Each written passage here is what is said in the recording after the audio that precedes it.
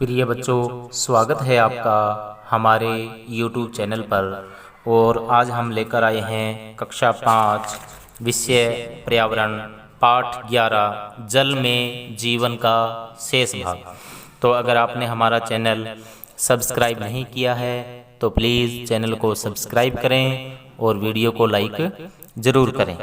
तो पिछली वीडियो में हमने पेड़ पौधों और जंतुओं की शारीरिक विशेषताओं के बारे में पढ़ा था। अब हम पाठ आगे स्टार्ट करते हैं। यह भी कीजिए, विद्यालय में जहाँ पानी एकत्र रहता है वहाँ से थोड़ी काई खुरच कर लाइए।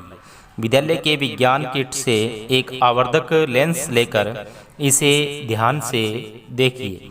वास्तव में काई भी सूक्ष्म पौधे हैं जो पानी में ही उगते हैं। सोचिए और लिखिए।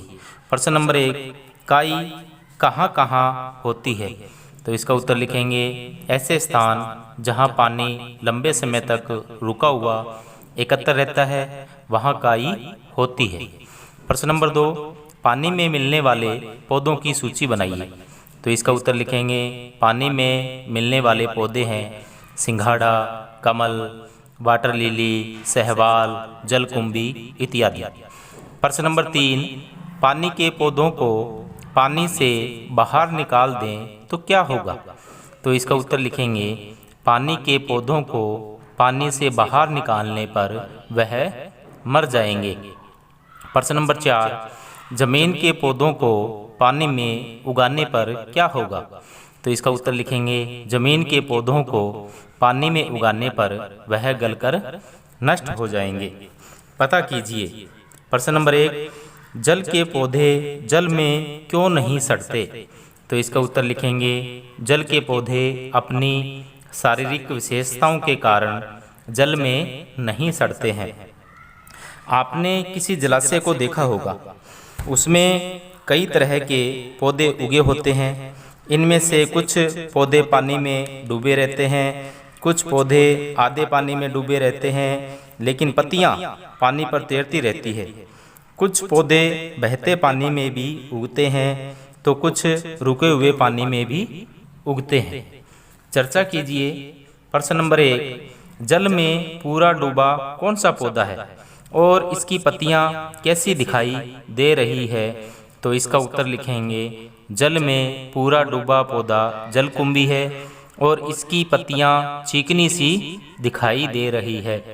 प्रश्न नंबर 2, बहते जल के पौधे की पत्तियां कैसी दिखाई दे रही है? इसका उत्तर लिखेंगे, बहते जल के पौधे की पत्तियां रिबन के समान पतली दिखाई दे रही है। प्रश्न नंबर 3, जल की सतह पर तैरने वाले पौधे की पत्तियां कैसी दिखाई दे रही है? तो इसका उत्तर लिखेंगे, जल की सतह पर तैरने वाले पौधे की पत्तियां बहुत चौड़ी, चिकनी व मोटी दिखाई दे रही है। प्रश्न नंबर 4, कमल के पौधे की पत्तियां चौड़ी क्यों होती है? तो इसका उत्तर लिखेंगे, कमल के पौधे की पत्तियां कमल के फूल को सहारा देती है जिससे वह पानी में तैरता रहे, इसलिए कमल के पौधे की पत्तियां चौड़ी होती है।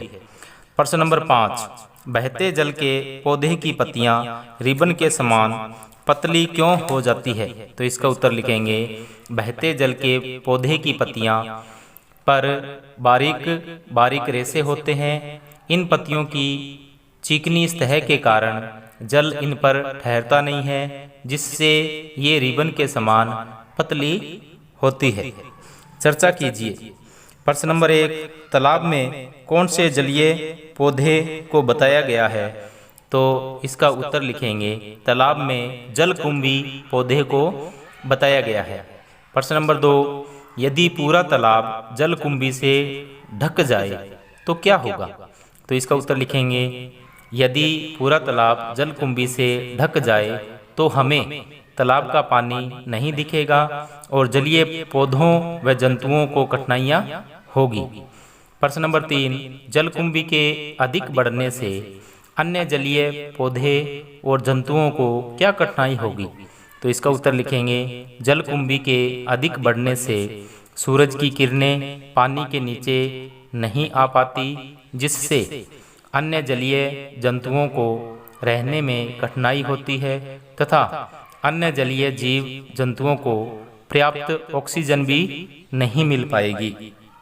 अब आप समझ गए होंगे कि तालाब, झीलों आदि में बिना उगाए ही फैलने वाला जलकुंभी बहुत तेजी से फैलकर पूरे तालाब को ढक देता है। इसे समय समय पर हटाना पड़ता है। हमने सीखा जलीय पौधे जल में रहते हैं, जलीय जीव जंतु जल में ही श्वास लेते हैं। जलीय जीव जंतु व पौधों की कुछ शारीरिक विशेषताओं के कारण ही वे जल में रह पाते हैं। इन विशेषताओं को अनुकूलन कहते हैं। जाना समझा, अब बताइए। प्रश्न नंबर 1, 2 जलीय जंतुओं के नाम बताइए। तो इसका उत्तर लिखेंगे मछली और कछुआ। प्रश्न नंबर 2 जलीय पौधों के नाम बताइए। तो इसका उत्तर लिखेंगे जलकुंभी और कमल। प्रश्न नंबर 3, आपके आसपास किसी तालाब या बावड़ी का शिक्षक के सहयोग से अवलोकन कर उसमें पाए जाने वाले जलीय जीव जंतु व पौधों की सूची बनाइए। तो इसका उत्तर लिखेंगे सामान्यतः जलीय जीव जंतु और पौधे ये हैं। जलीय जीव जंतु मछली, मेंढक, कछुआ, जलीय सर्प, मगरमच्छ आदि। और जलीय पौधे वाटर लिली, कमल, जलकुंभी, सिंघाड़ा, काई आदि। विशेषताओं के कारण जीव वातावरण के प्रति होते अनुकूलित। विशेषताओं के कारण जीव वातावरण के प्रति होते अनुकूलित, कुछ थल पर तो कुछ जल में रहते पल्लवित। तो इस प्रकार आज का हमारा पाठ पूर्ण होता है और अगली वीडियो में हम लेकर आएंगे पाठ 12 गंदा पानी फैलाए रोग। तब तक के लिए आप सभी को धन्यवाद।